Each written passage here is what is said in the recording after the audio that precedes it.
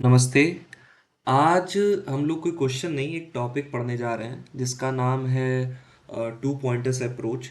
और ये बहुत ही इम्पॉर्टेंट टॉपिक है क्योंकि आपकी कॉम्प्लेक्सिटी जो नॉर्मल आप दो फॉर लूप से लगा के करोगे, टाइम कॉम्प्लेक्सिटी जिसमें एन स्क्वायर की आएगी, उसको ये रिड्यूस कर देगा एन में। या हो सकता है जहाँ पर आप स्पेस एक एक्स्ट्रा लेना पड़े, किसी एक एरे को आप आउटपुट दे सकते थे, बट आपको क्या करना पड़ रहा है, नया एरे लेके आपको उसमें कुछ फेर बदल करके फिर रिटर्न करवाना पड़ रहा है। वहाँ पर ये टॉपिक काम आता है, टू पॉइंटर्स अप्रोच का काम आता है। कई सारे क्वेश्चंस आप करोगे, स्लाइडिंग विंडो में भी इसका यूज़ है। आगे आप कोई क्वेश्चन सॉल्व करोगे लिंक लिस्ट का, तो वहाँ पर भी आप टू पॉइंटर्स का अप्रोच करोगे। दो तरीके से होती हैं जनरली। एक तो होता है एक पॉइंटर आप लास्ट में रख देते हो, एक आप फर्स्ट में रख देते हो, और उसके बाद कंपैरिजन या फिर कुछ भी कर करके पॉइंटर्स को मूव करते हो। दूसरा ये होता है कि एक स्लो पॉइंटर होता है, एक फास्ट पॉइंटर होता है। और स्लो पॉइंटर को कुछ ऐसा कर देते हैं कि तुम एक कदम चलोगे, और फास्ट पॉइंटर कह देते हैं तुम दो तीन कदम चलोगे, जो भी है। दो कदम जनरली होता है इंग्लिश के प्रॉब्लम में। तो ये चीज़ है। इस वीडियो में हम लोग टू पॉइंटर्स का बहुत ही बेसिक हम लोग समझेंगे। क्वेश्चन एक लेंगे, उसके हिसाब से हम क्वेश्चन को समझने की कोशिश करेंगे, और उसी में समझते समझते हमारा टू पॉइंटर्स का टॉपिक खत्म हो जाएगा। नेक्स्ट वीडियो में स्लो पॉइंटर और फास्ट पॉइंटर का हम लोग समझेंगे। तो समझ लीजिए ये कि टू पॉइंटर्स का ये एकदम बेसिक सा लेक्चर है। समझिए, आप कोई क्वेश्चन सॉल्व करने जा रहे हैं और आपको वहां पर एक पॉइंटर क्या करते हैं, जनरली आप क्या करते हैं, आपको मैं कह दूं कि आपको कोई चीज़ चेक करनी है या फिर कुछ दो चीज़ों का सम करना है। मान लीजिए मैं आपसे कह दूं कि आपको एक एरे दे दी जाए आपके सामने। मान लीजिए ये एरे है, ठीक है, और यहाँ पर लिखा हुआ 8, यहाँ पर लिखा हुआ है 9, यहाँ पर लिखा हुआ है 2, यहाँ पर लिखा हुआ है 3, और यहाँ पर लिखा हुआ है 1। ठीक है। अब मैं कहूँ कि आप जो है इसमें एक ऐसा कुछ लगाइए जिससे कि ये एरे जो हो ना, ये एरे जो है वो रिवर्स में हो जाए। रिवर्स का मतलब क्या है कि जो फर्स्ट एलिमेंट है ना वो लास्ट में पहुंच जाए। इतना आप समझ सकते हैं। नॉन कोडर की तरह सोचिए, बिल्कुल भी अभी कोडिंग कोई ज़रूरत नहीं है। फर्स्ट एलिमेंट लास्ट में पहुंच जाए, जो सेकंड एलिमेंट हो सेकंड लास्ट में, और जो जो भी कॉन्जिक्यूटिव एलिमेंट हो वो उसी के हिसाब से लास्ट में पहुंच जाए, रिवर्स हो जाए। मतलब रिवर्स इसका आउटपुट क्या होगा, ठीक है। रिवर्स इसका आउटपुट क्या होगा, 1, 3, 2 एंड 9 एंड 8। ठीक है, तो आप देख सकते हैं कि 8 यहाँ आ गया, 9 आपका यहाँ आ गया, 2 आपका यहाँ आ गया, क्योंकि वो तो भाई से मिडल में था तो वैसे भी नहीं मूव करता, और 1 यहाँ आ गया। तो आप कह सकते हैं कि आपने उसको, एक एरे को आपने रिवर्स किया। ठीक। अच्छा, रिवर्स किया। अब आप क्या कर सकते हो कि नॉर्मल एक फॉर लूप लो, ठीक है, एक फॉर लूप लो जिसको स्टार्ट कराओ जीरो से, और जिसको ले जाओ n-1 तक। ठीक। और उसमें क्या करो, एक एक दूसरा वेक्टर लो, ठीक है, या एक दूसरा एक एरे लो, ठीक है, जो कि आंसर एरे या एरे रिजल्ट नाम से हो। और उसमें क्या करो, जीरो से n-1 तक वो एरे रहेगा। बट हमारा जो ये एरे हम पर्टिकुलरली ले रहे हैं, सॉरी एक सेकेंड, मैंने थोड़ा सा उल्टा बोल दिया। हाँ, आप क्या करो, फॉर लूप को उल्टा चलाओ, n-1 से स्टार्ट करो और जीरो तक ले जाओ। ठीक, यानी कि इस वाले एलिमेंट से लेके यहाँ तक आओ, और जितने भी एलिमेंट्स हैं उस रिजल्ट एरे में डाल दे जाओ। तो क्या होगा आपका, आप रिजल्ट एरे में एक लूप लगा के, एक फॉर लूप लगा के यानी कि लीनियर टाइम कॉम्प्लेक्सिटी में आप कर दोगे क्वेश्चन को। बट यहाँ पर ये जो चीज़ है ना, रिजल्ट एरे जो आपने लिया है, उसका स्पेस कॉम्प्लेक्सिटी कितना होगा। अगर एक साइज की एरे है तो एक स्पेस आएगी, दो साइज की एरे है तो उतनी ही स्पेस हमें लेनी पड़ेगी। बट अगर एन साइज की एरे है तो हमें कितना साइज लेना पड़ेगा, ओ एन लेना पड़ेगा। तो टोटल हमारा स्पेस कॉम्प्लेक्सिटी ओ एन हो जाएगा। मैंने कहा कि टू पॉइंटर्स क्या करता है, स्पेस कॉम्प्लेक्सिटी या फिर आपके टाइम कॉम्प्लेक्सिटी, या हो सकता है दोनों को ही रिड्यूस कर दे। इस केस में क्या है, हम क्या करेंगे कि इस स्पेस कॉम्प्लेक्सिटी को कांस्टेंट बनाएंगे। ठीक है, कांस्टेंट मतलब आपका बिगो वन, ठीक है, कांस्टेंट बनाएंगे, कांस्टेंट। ठीक, हाँ।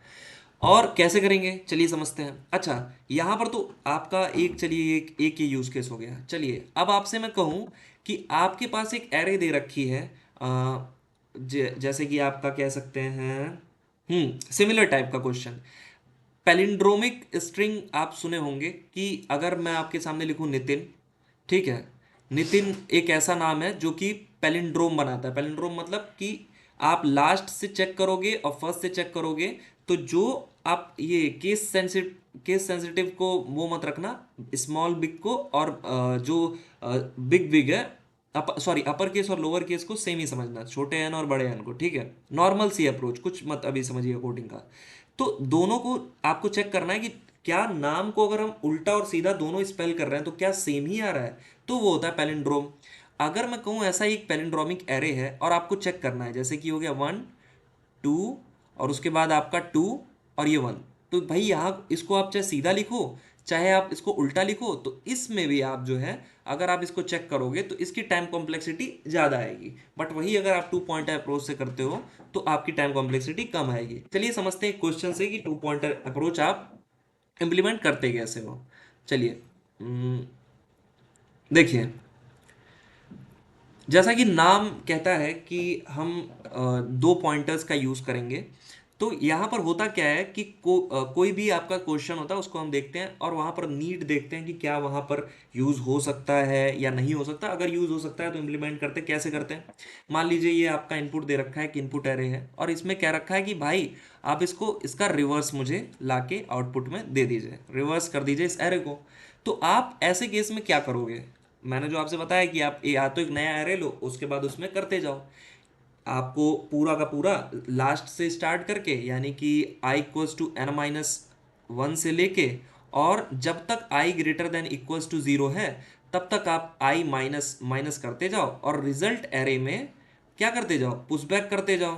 तो इससे क्या होगा, फाइनली हमें एक एरे मिल जाएगी जो कि आपका मान लीजिए एरे है, तो इसमें आप array at I push back कर देंगे, पुश कर देंगे, तो फाइनली आपको ये मिल जाएगा। आसान है, सब कुछ सही है, लेकिन इसमें क्या है, स्पेस बढ़ेगी आपकी जो नहीं बढ़ाना। अब यहाँ देखिएगा कैसे ये कन्वर्ट हो रहा है कि आपका स्पेस कांस्टेंट हो जाएगा, इन प्लेस आप काम कर दोगे उसी एरे में, उसी नम्स में, जो भी जिस नाम से भी एरे होगा।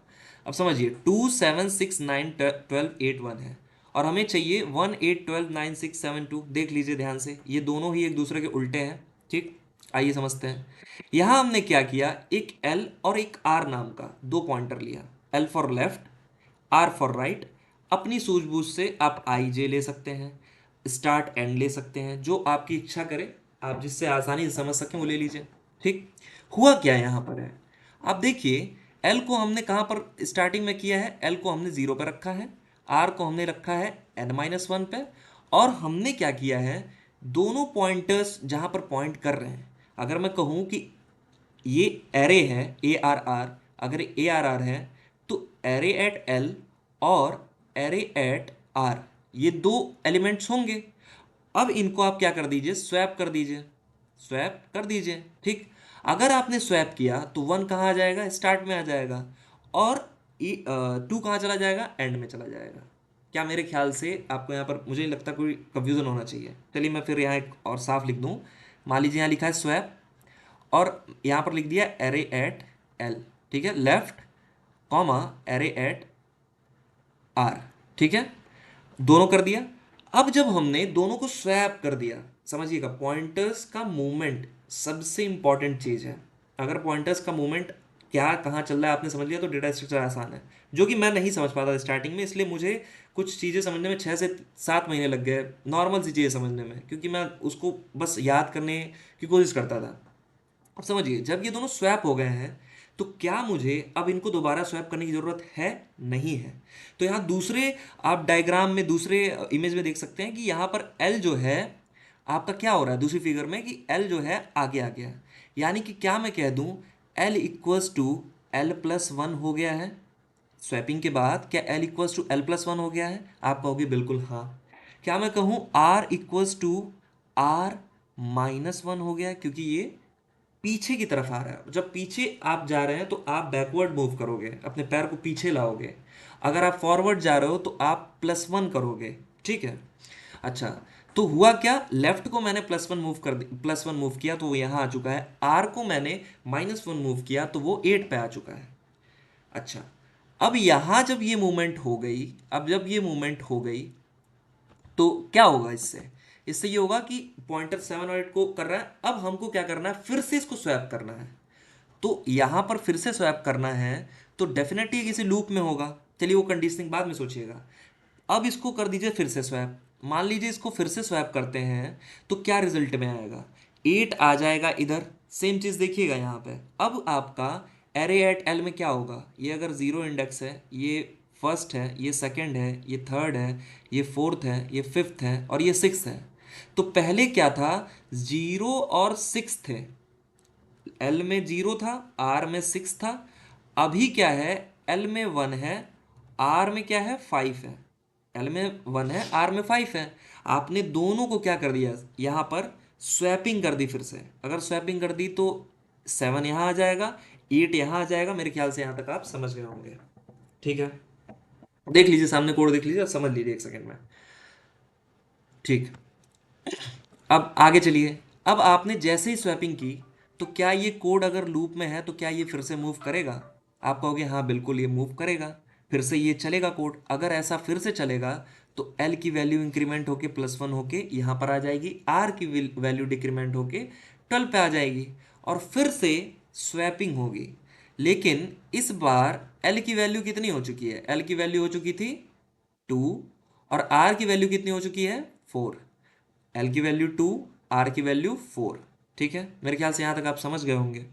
और अब ये जो आ चुका है एरे एट 2 और एरे एट 4, ठीक है, ये जो दोनों आ चुकी हैं ये अब स्वैप हो जाएंगे।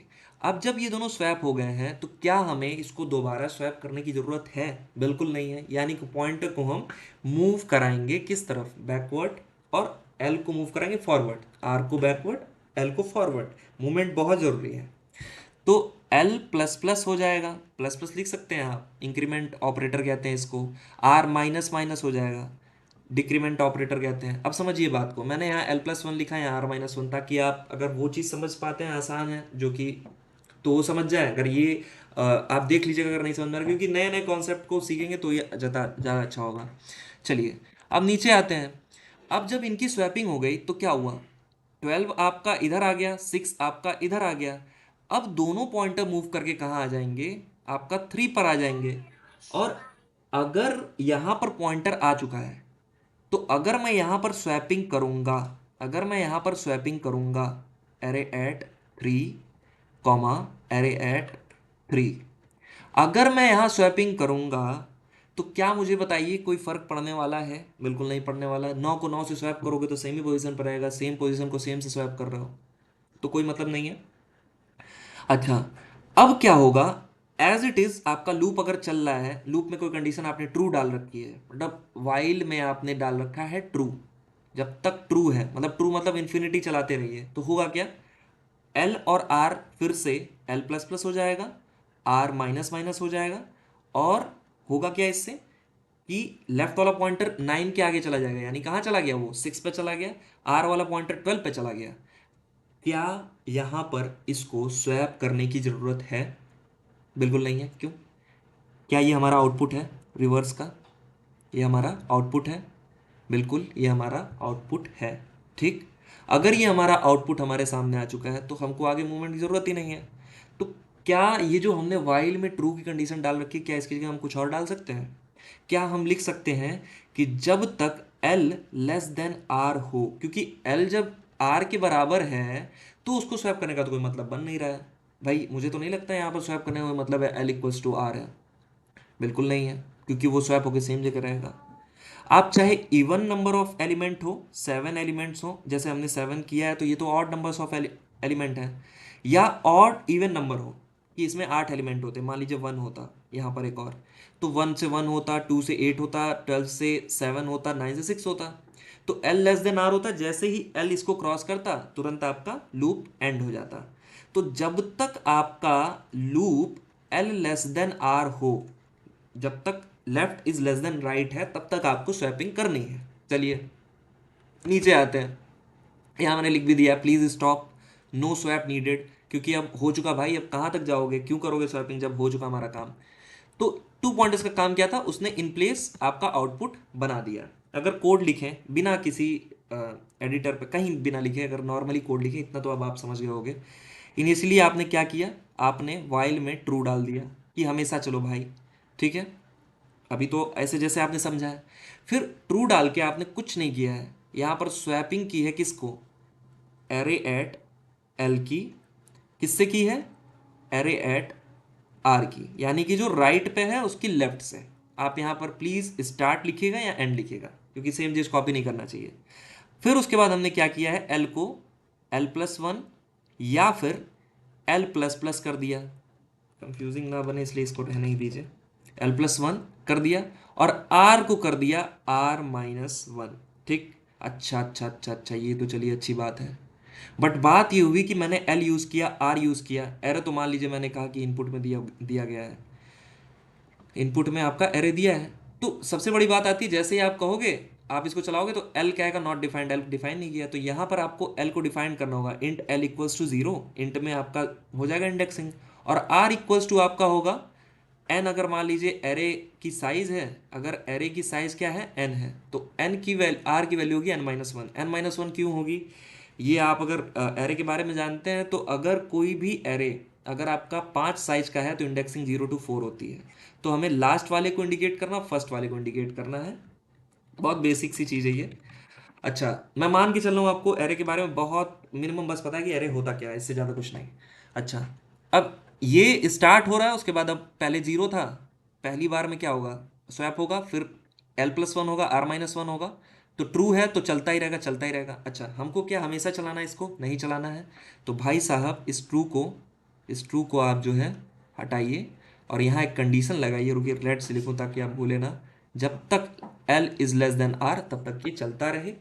अब क्या हुआ, आपने कोई एक्स्ट्रा स्पेस का यूज़ नहीं किया है, और आपने इन प्लेस इसको सॉल्व कर दिया, और इसकी टाइम कॉम्प्लेक्सिटी आई O(n), और इसकी स्पेस कॉम्प्लेक्सिटी आई कितनी, O(1), जो कि कांस्टेंट है। ये आ गया आपका स्पेस कॉम्प्लेक्सिटी, ये आ गया आपका टाइम कॉम्प्लेक्सिटी।